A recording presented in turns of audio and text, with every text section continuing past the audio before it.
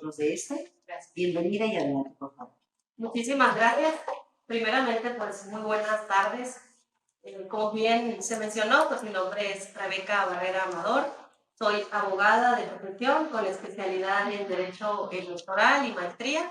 Actualmente estoy cursando el doctorado en Derecho y primeramente pues quiero darles un agradecimiento por permitirme estar el día de hoy con ustedes y además también pues mencionarles que me encuentro pues muy satisfecha de manera personal por lograr llegar a esta etapa del procedimiento. Me acompañan a esta entrevista 24 años de servicio en la materia electoral, organizando diversos procesos electorales y en algunos acompañándolos. En estos procesos electorales, pues me ha tocado trabajar en 5 procesos federales y también 3 procesos estatales, organizando elecciones desde 2 de gobernatura, 3 de ayuntamientos y además de eso también de integrantes del Congreso, 3 de ellos.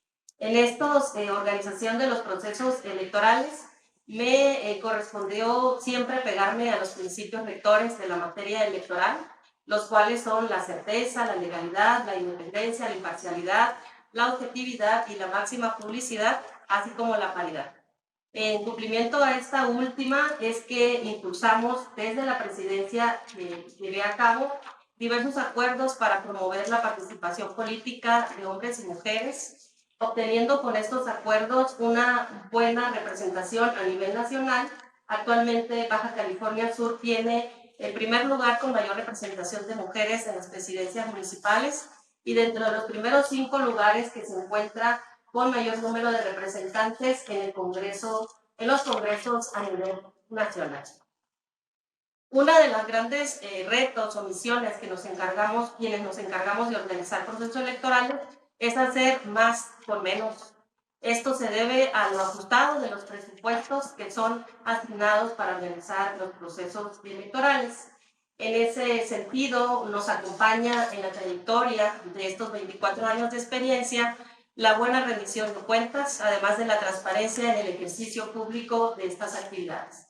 Esto se encuentra avalado por los trabajos realizados por las auditorías, en este caso el órgano interno de control del Instituto Electoral, así como la Auditoría Superior del Estado y la Auditoría Superior de la Federación.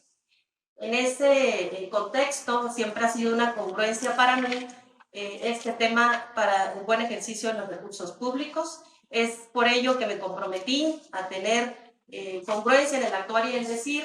Por ello publiqué siempre mi declaración anual de ejercicio, así como la de no conflicto de intereses, y también así esta información se encuentra dentro de las cuentas públicas que fueron aprobadas por el Congreso del Estado en la página oficial del mismo, ¿no?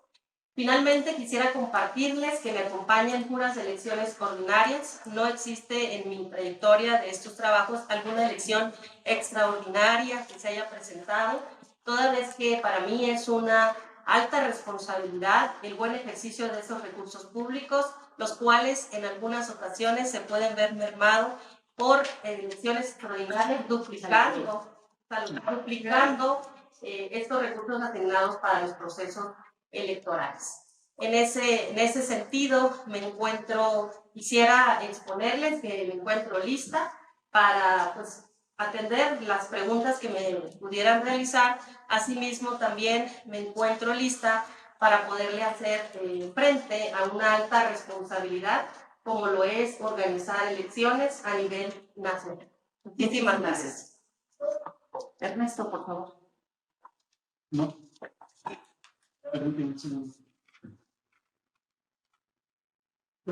Claro, por supuesto.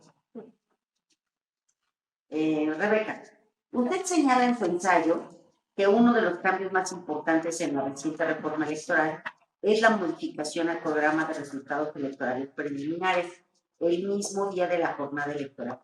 ¿Qué implicaciones tiene esta modificación? Bajo mi perspectiva, es algo novedoso y algo necesario para garantizar la estabilidad y la paz en la emisión de los resultados de los procesos electorales. Estaba realizando algunas elecciones que se llevan a cabo a nivel internacional, entre ellas la de Chile, y ahí los cómputos son en un breve tiempo. La información se entrega muy puntual y eso hace que la sociedad siga confiando en los procesos electorales. Nosotros tenemos hasta una semana en nuestro sistema actual para poder informarle a la sociedad quién resulta el ganador. Los resultados son preliminares, sabemos los del PREP, pero los cómputos son los oficiales. Entonces considero importante sí reducir los tiempos porque se llevan a cabo hasta el miércoles siguiente, previo obviamente trabajos. En este sentido considero que beneficia el poder tener una respuesta más pronta porque la sociedad eso es lo que necesita. Gracias. Gracias. Perdón. Adelante. Bienvenida, Rebeca. Gracias. En su ensayo propone una cosa interesante, pero que me gustaría entonces que lo clarificara para ver si estamos entendiendo lo que usted nos quiere expresar. Propone que el INE se apoye en los softwares para el proceso de fiscalización. Es algo facultativo de la Autoridad Nacional, de acuerdo con la ley, por lo cual le pido que concretamente nos diga de qué manera los softwares podrían contribuir a este proceso y de qué manera fortalecerían esta tarea central en la selección. Muchísimas gracias.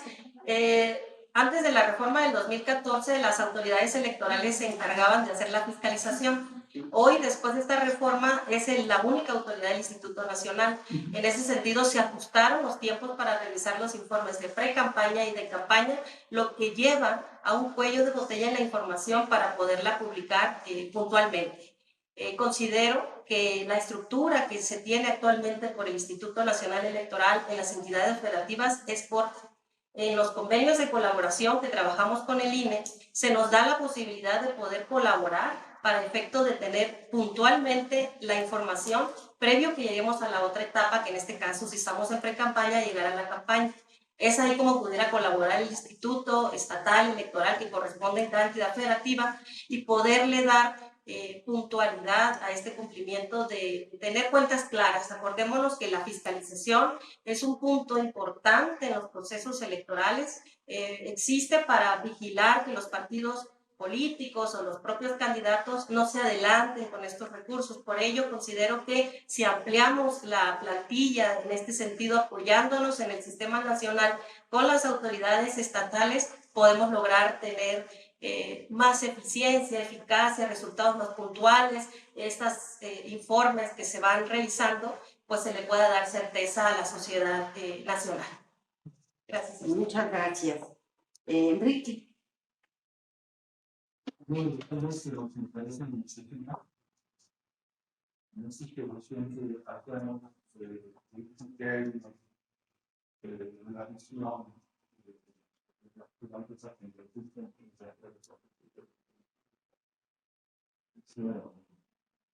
cuál es la definición de una manera explícita y clara de una democrática y el papel que está jugando en línea cuando y pues esta definición de línea digital Muchas gracias por su pregunta. Sinceramente soy una de las generaciones que considera que nuestro sistema electoral debe dar un cambio. La pandemia ya nos demostró a todos, en todos los aspectos, en ámbito transversal, que es momento de confiar en las modalidades digitales. Considero que las elecciones serían mucho menos costosas si implementamos un sistema digital a través de las urnas electrónicas, a través de sistematizar todos los procesos electorales desde los rincones más pequeños como son las elecciones estatales o como son las elecciones federales a nivel nacional. Tenemos por ahí algunos procesos electorales donde se aplicaron urnas electrónicas. Me tocó observar la de Hidalgo en el proceso electoral de gubernatura pasado y sí fue muy eficiente el trabajo que se realizó. Yo participé como observadora electoral en ese proceso y las personas, si se tardaban más o menos unos 15 minutos en votar, eso sí, no hay fila, se tarda en electrónico menos tiempo. Explíquenos qué observó en el ensayo de Hidalgo. Lo que observé en Hidalgo, eso en relación a este tema de la urna electrónica, muy eficiente. muy eficiente. El presidente de la mesa directiva de casilla tenía la llave, era el único que podía darle la posibilidad al elector para que pudiera votar. Salía impresa la boleta y caía la urna, inmediatamente se podía tener la información, y esto puede llevarse de la mano con lo que hablábamos ahorita de los resultados en el mismo día de la jornada electoral. Si tuviéramos esa posibilidad de que México se viera como otros países a nivel internacional donde es la votación electrónica, pudiéramos vernos como un ejemplo, ya lo somos, un ejemplo a nivel mundial, pero podemos verlo ¿Con qué se identifica? con la credencial del elector. Paso. La pasa, llega con su credencial de elector y con eso puede votar. Una disculpa. No se Gracias. preocupe, no se Concluimos. Sergio, por Gracias. favor. Gracias. Usted menciona en Emisiones algo que uno de los retos es abaratar, reducir el costo de las elecciones. También acaba de mencionar que hay que hacerlo más rápido. Dadas estas dos condiciones y en el marco de la nueva legislación, ¿qué medidas concretas se pueden hacer para abaratar? ¿Dónde se puede abaratar las elecciones? ¿Cómo se puede hacer más rápido? Y si usted pudiera además cuantificar, aunque fuera de manera muy gruesa, cómo esas medidas reducen el costo, considerando también el costo eventual de inversión para modificar el sistema. Muchas gracias por la pregunta.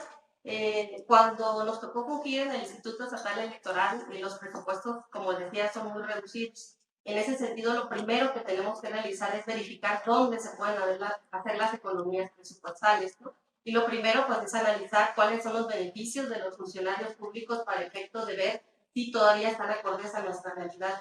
En el instituto, nosotros, antes de que saliera como obligación, eliminamos todo lo que tiene que ver con beneficios de celulares particulares, vehículos oficiales, todo lo que tiene que ver también con seguro de separación individualizada y todos esos temas que actualmente están a la luz del día en análisis, ¿no? En ese sentido, antes de entregar la administración del instituto, y ahí se puede corroborar con la información pública, se tuvieron unos ahorros de cada institución con 20 millones de pesos que pudieron ampliarse en comprar vehículos y además de eso también de ampliar las instituciones. En el ámbito administrativo también es importante ver dónde se está llevando el mayor grueso del recurso, por ejemplo, en los temas de impresión de boletas. La boleta más o menos tiene un costo de 1.25 centavos.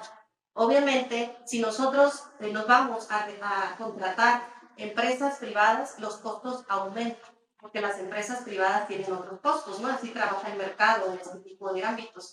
En el caso de Baja California Sur, siempre nos fuimos por la empresa paraestatal, que era la más barata, que es Talleres Gráficos de México, por la seguridad que se tiene ahí y por los costos que se abaratan, ¿no? Entonces, sí tendría que haber una obligación para que en todo el país se puedan analizar si la boleta tendría que ser, pues, impresa en empresas privadas o en paraestatales, ¿no? Pero además de eso, lo más ideal para ahorrar recursos sería lo digital. Ya lo hemos visto que es lo más necesario para nuestro país para ahorrar recursos. Pues requerimos inversión inicial.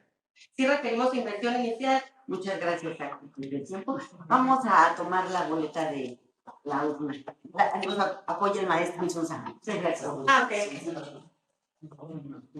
Ah, ¿usted lo toma? Sí, No me sí, siento. Dije yo, pensé que era mi suerte. Gracias. Es la suerte del maestro.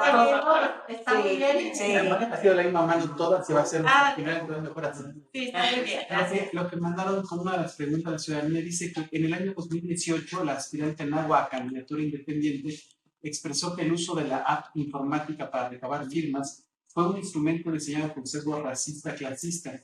Si hubiera sido consejera del INE, ¿qué le hubiera respondido al respecto?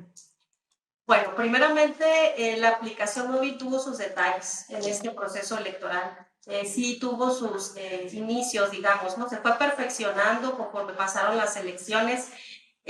Cuando el ciudadano o la ciudadana solicita el apoyo ciudadano, digamos, se aplicaba esta metodología digital. Quizá ella diga que es discriminatorio porque en algunos rincones no existe el internet. Tenemos que utilizar las listas para efecto de que la persona que apoye pues pueda plasmar su firma a través de los métodos que sean necesarios, ¿no? En este sentido, estoy de acuerdo con lo que dice la ciudadana. Creo que lo que hoy se está haciendo, que permitan esas listas para firmar la duplicidad de actividades, es lo mejor, ¿no?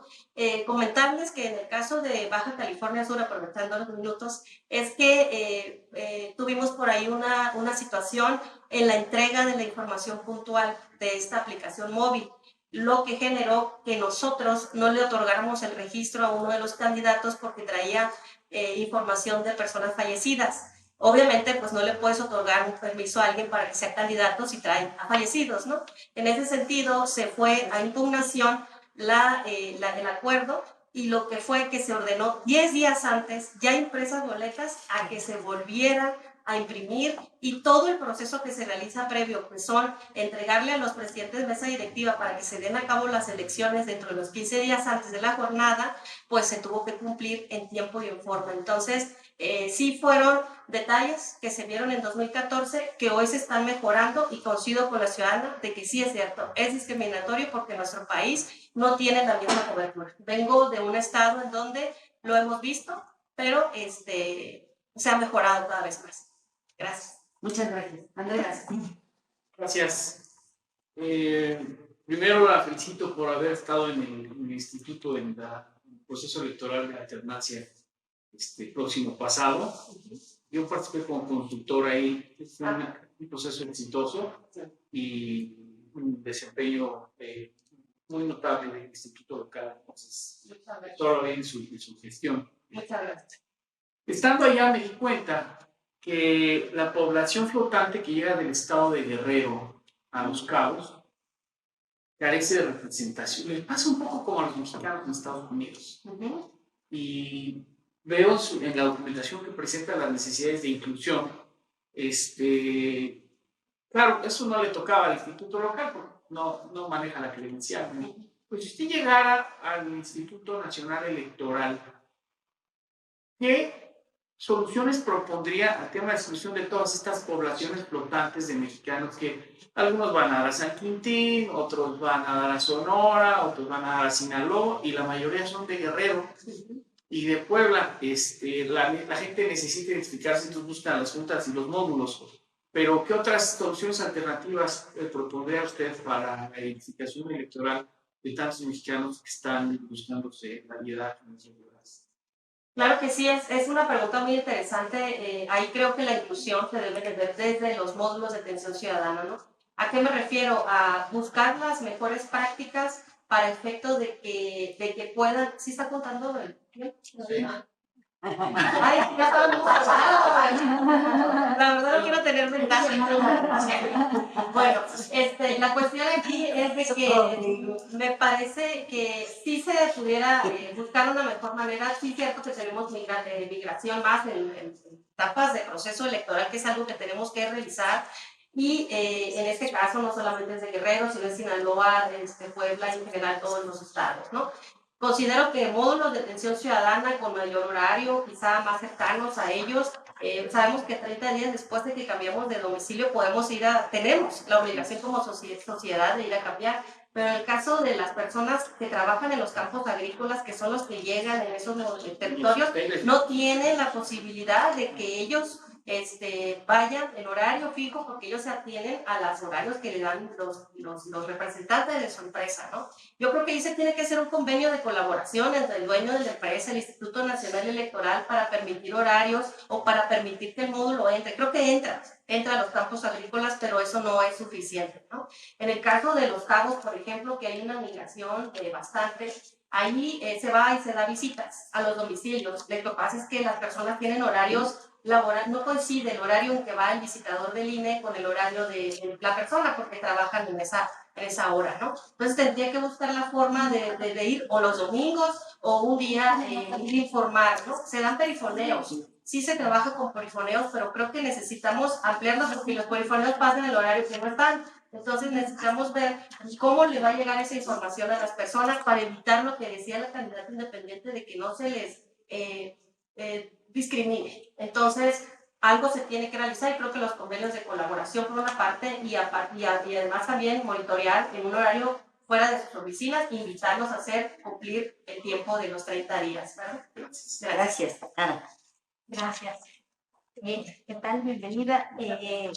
Leí en carta de exposición de motivos que tiene interés en los grupos históricamente discriminados. A mí me gustaría que nos contara algo sobre su experiencia en esta labor y en esta preocupación y cómo cree que podría contribuir en este rubro en caso de formar parte como consejera del Instituto Nacional Electoral. Perdón, cansancio. Muchas gracias. Mire, en el Instituto Estatal Electoral de Baja Sur implementamos medidas afirmativas para lograr que tuviéramos representación de estos grupos en situación de desventaja o discriminados, ¿verdad? En este sentido tenemos actualmente diputadas que integran los distritos correspondientes donde mayor número de personas pertenecientes a las etnias indígenas están. Hay un debate en el instituto, yo fui pionera en impulsar que se diera fijo distritos y solo en esos distritos compitieron las personas de la misma población o del mismo grupo, porque de lo contrario no llegan. Entonces llegaron dos, una del sur y otra del norte. Y también tenemos afromexicanos. El afromexicano y el indígena por lo regular se llevaban en una sola fórmula. Entonces dividimos para que fueran dos espacios de distritos para personas pertenecientes a las etnias y afromexicanos, ¿no? Además también impulsamos los pertenecientes a los jóvenes, porque la juventud pues a veces no tiene la experiencia y aquí se manejan en algunas consideraciones por los partidos políticos. Ampliamos esa cuota para que pudieran llegar, ¿no? Y sí, actualmente se cuenta con la presidenta del Congreso como la mujer más joven del país y es la presidenta. Entonces no basta con la edad, sino con la posibilidad de llegar, ¿no? También trabajamos con el tema de las personas con discapacidad, impulsando este proyecto y asimismo también con las personas pertenecientes a la comunidad LGBTQI+. ¿Qué haría yo si trabajara en el Instituto Nacional Electoral? Implementaría esto de los distritos perdedores, que le llaman, para donde la mujer se le enviaba antes a los distritos perdedores y ahora se les envía a un lugar donde realmente tengan una posibilidad de triunfo. Ahí sí implementaría cuotas para ellos y además también considero importante que sí se den espacios dentro de la representación proporcional, porque solo así tendríamos una posibilidad para que ellos sean representados realmente en el Congreso y vayamos cambiando su vida diaria. Gracias, Mike. Dependiendo de dónde esté la mayoría gobernante o la que legisla, se van tomando posturas o más estrictas o más flexibles y el instituto ha sido de alguna manera, pues ahora sí que blanco de estos intereses, ¿no? Seguramente le tocó la reforma en donde pues lo que se buscaba era fiscalizar, ver cómo los recursos públicos y sobre todo los programas sociales eran empleados para, pues, ahora sí que ganar más votos. Entonces, se enfatizó en que la fiscalización por parte del INE fuera más estricta. Ahora se busca flexibilizar. Y hay una propuesta de modificación a la Ley de Comunicación Social que deja vagas muchas de las áreas en donde se puede hacer proselitismo y que, pues, mientras tanto no esté etiquetado como tal, no se le reconoce. ¿Cómo lo enfrentarías desde la Consejería General de un grupo colegiado en donde hay que identificar, pues, con esta vaguedad, cuándo es un delito electoral el uso de recursos públicos para hacer proselitismo en tiempos en donde debería estar prohibido? Bueno, ahí hay que identificar tres posiciones, ¿no? Una, los trabajos que realiza la Fiscalía, que es la encargada de los delitos electorales. Otra, la que realiza la Autoridad Nacional, como bien lo menciona usted, que sería, pues, monitorear todos estos posibles avances, ¿no? A través del aprovechamiento de posiciones públicas para beneficiar a cierto candidato o cierto grupo, ¿no? En este sentido, considero que ya hemos migrado a lo largo de la reforma. Me ha tocado estar desde la del 2000 o de la del 99, 94, aplicarla hasta la actual en los trabajos, y hemos visto cómo se ha mejorado cada vez más el restringir y cuidar la equidad en las contiendas electorales, ¿no? En este contexto considero importante que pues capacitemos e informemos a quienes fungen como servidores públicos a qué se hacen acreedores por cometer un delito electoral posicionando o adelantando a un candidato. No se debe. Esto tiene que ver obviamente con la cuestión de, ahora sí que la cuestión personal, pero también debe de haber una vigilancia por las fiscalías de los estados. En Baja California Sur no contamos con una fiscalía, lo mismo pasa con otros estados, entonces tendría que darse un trabajo colegiado entre los poderes, digamos, del estado con el Instituto Nacional Electoral para que se acompañen esos trabajos y las fiscalías puedan llegar a tiempo y vigilar que no haya posiciones desde los servidores públicos para adelantar a un candidato, ¿verdad? En ese contexto, otro punto también que considero, además de la capacitación de los convenios para impulsar las fiscalías, sería también el continuar en esta reforma en donde no se puede contratar por radio y televisión y monitorear a los programas de noticias, a ver cómo están ellos dando espacios para los candidatos y en este sentido pues vayamos juntos a cuidar la equidad en las contiendas, ¿no? Gracias. Gracias. Enrique. En Hidalgo, donde estuvo usted hablando, existe o existía el inicio de que era una organización de Perdón, falta de educación. ok. Probablemente ya, bajo las circunstancias actuales, cambió la frase. Pero usted cree que el uso de la urna electrónica tiene que ver con el cambio dramático que hubo en los resultados del proceso electoral, en el sentido de que la urna electrónica favoreció que las elecciones fueran más limpias y democráticas y se refiera a un proceso de no sé qué No. Ahí lo que falló en Hidalgo, si nos vamos al caso específico de Hidalgo, fue el PREP. El PREP se detuvo un tiempo. Me tocó estar presente en ese preciso momento en donde no se publicó los resultados o se dejó de publicar los resultados preliminares. Si algo cambia en las elecciones es que tengamos una paz y una estabilidad en los resultados. Si detenemos que las personas que fueron a votar no pueden ver los resultados, pues llegamos al pasado, ¿no? En este sentido, es que eso fue lo que sucedió en Hidalgo, el PREP falló y se tiene por ahí los antecedentes. Me tocó llegar desde un día antes. En la noche estaban aprobando un acuerdo en donde se estaba autorizando que ese sistema no validado por el INE fuera el que informara.